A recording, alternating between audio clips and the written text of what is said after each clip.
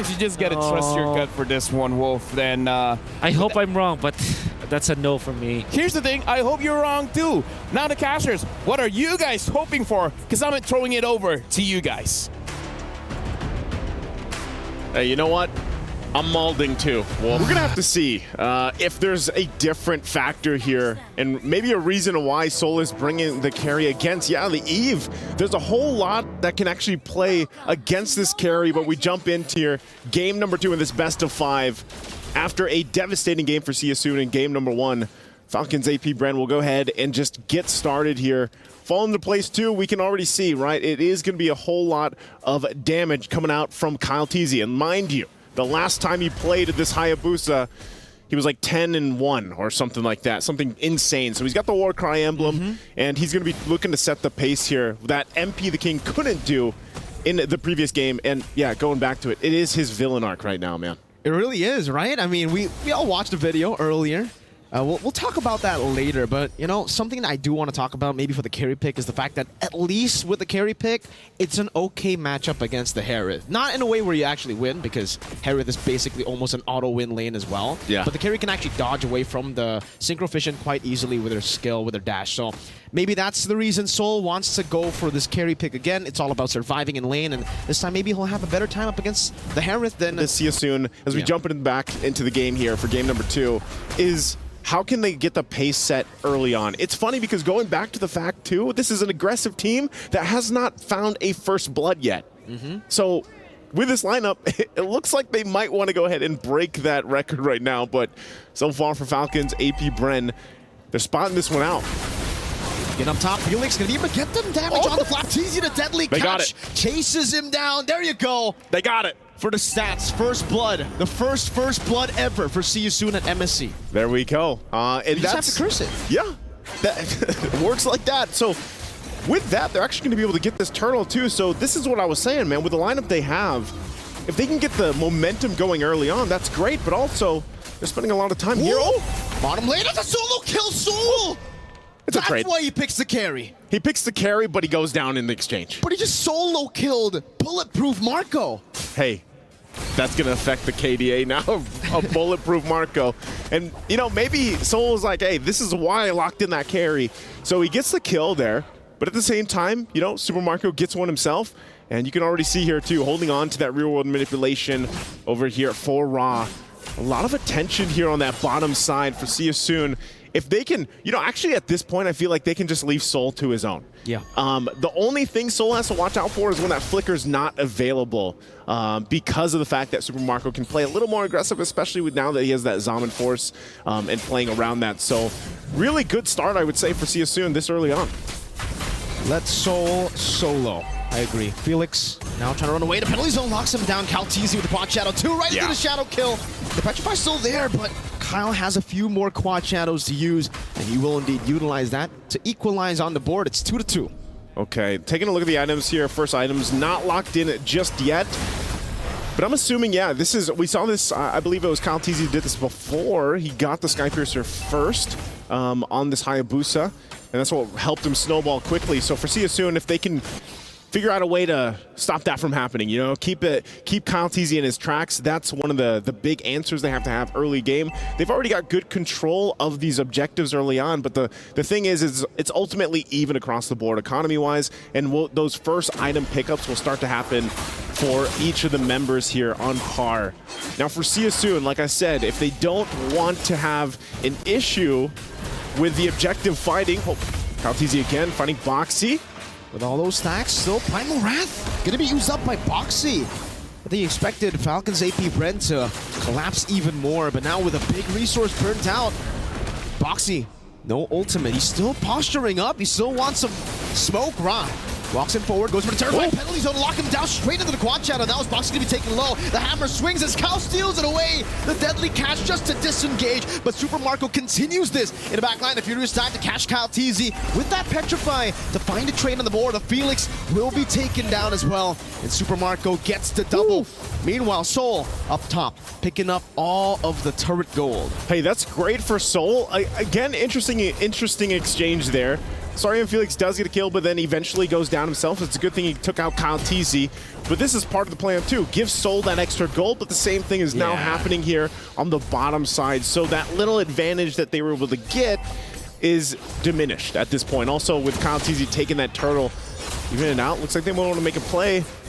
MP, deadly catch, bursting Ogwin down. Boxy just zoning Super Marco so that no one can really help him. And it's actually a Queen's Wings rush here for FCAP TZ. I think that's his second item. Very quick, Soul goes back up top. FCAP TZ is actually taking a whole lot of damage here. Soul might be looking for another solo kill, but FCAP TZ is still a bit too tanky here. It's a Queen's Wings first item, not even War Axe. Yeah, not even War Axe. Just wants that sustainability. I guess it works well with the Body of Smith passive, you know, for Trizla. And then, like we mentioned earlier, he has Brave Smite. So this looks like it's going to be a tier 1 down here for FCAP as they get that first turret of the game down on their side. They traded across map what we saw CSU do earlier. So now at this point, you see a transition here. And I guess we got our answer earlier too. The Bulwark is not going to go ahead and shoot the Deadliest Catch back to them. But that's a no-no. That's a no-no. And at this point too, for Falcons APBREN, you know, controlling with a little bit of a lead, it's more so where do we find our pick-off potential? And that's usually on the whims of Flap right now. If he's got Flicker available, you can see the gold difference too fall into place here, of course. The biggest one, I mean, relatively even. Nothing too crazy, actually, between lane to lane here. Boxy's taking a bit of damage now. FCAP TZ again. This is why he goes Queen's Wings. He doesn't even need damage. Felix gets zoned away just when his Mod Force forced to use the Black Dragon from Boxy pops in. The Primal Wrath, but gets deleted. Penalty zone by Flap. MP the King forced to use the Deadly Catch, now chased down as the RWM comes down. Felix jumps in back again with the Purify. The Petrify finding 3, but the Purify is right there. Now Ra gonna be caught in the Numenal Blast and the Shadow Kill, but he's still able to flicker out back to safety as Few just continues to walk them down. Not here, sir. You're gonna walk there to your go. base. Yeah, getting walked down to the other side of the map as they pick up a free neutral objective. You will not recall here. You're gonna have to walk. And actually, so MP the King goes back up. That's turtle secured here now for Falcons APBREN. Looks like they're gonna start on this turret too. Boxy jumps in.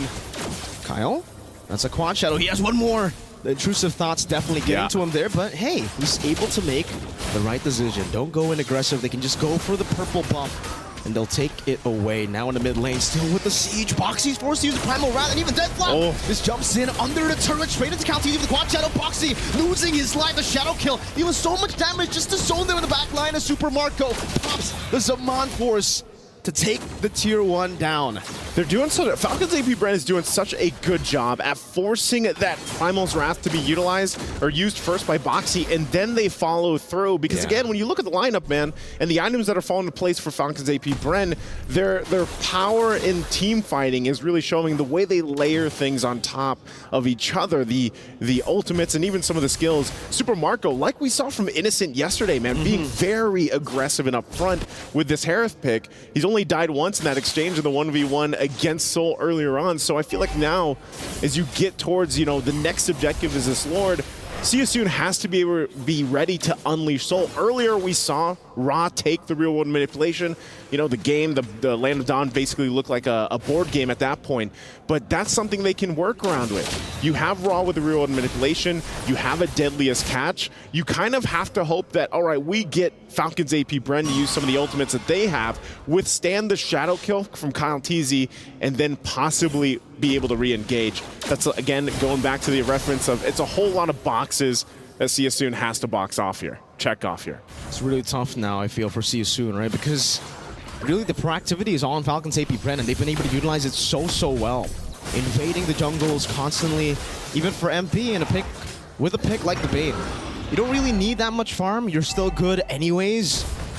But when the Hayabusa is 2 levels ahead, 2 levels. now down to just 1, but when he's also 1,000 gold ahead on the Assassin, it gets really tough for you. He only has a War Axe, the Endless Battle. Like LaFell said, you know, he usually goes for the Thunderbell, but because maybe in the early game he needs a little bit more damage because the team is kind of lacking damage, he's forced to go for the Endless Battle, and even then you can see the poke from Few, from Flap, onto Boxy even more with the new glowing wand, man. It's just burning him down. And that's what I'm saying. It's just, we're going to force you to use that Primal Wrath early on so you don't have it for the fight. And they just completely cut off CSU. And look at this, the bulwark that FlapTZ is alone on this Terizla, able to just kind of stand there and look down the eyes of Siasoon and trying to bait them into initiating, and they don't. So the Lord is already taken freely, and big power spikes coming in. A Holy Crystal for Super Marco, a BOD for Kyle TZ. These are very big items picked up that already increase the power for Falcon APBREN when they've been pretty dominant the last 3-4 minutes or so. So they're now going to work on the tier 2 here. MP the King makes his way, but they're just shoved out again, being poked down simply by few even. I think if it wasn't for terrifying Flap, that would have been a force by Falcons APBREN. Maybe they would have been able to force out all of the flickers, maybe the Black Dragon form as well defensively. So good job for Ra. He was able to disengage from that skirmish that Falcons APBREN almost pushed on them, but the fact that they were able to take the Holy Defense down in the bottom lane without the Lord, and now they have another wave coming down. They're going to be able to bait out the Holy Defense from the mid lane too.